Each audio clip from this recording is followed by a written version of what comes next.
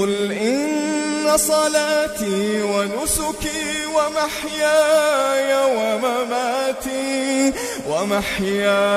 ومماتي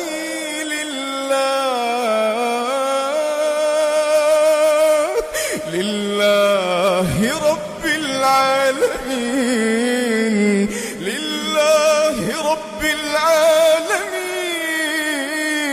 لله رب العالمين، لا شريك له، وبذلك أمرت وأنا أول المسلمين.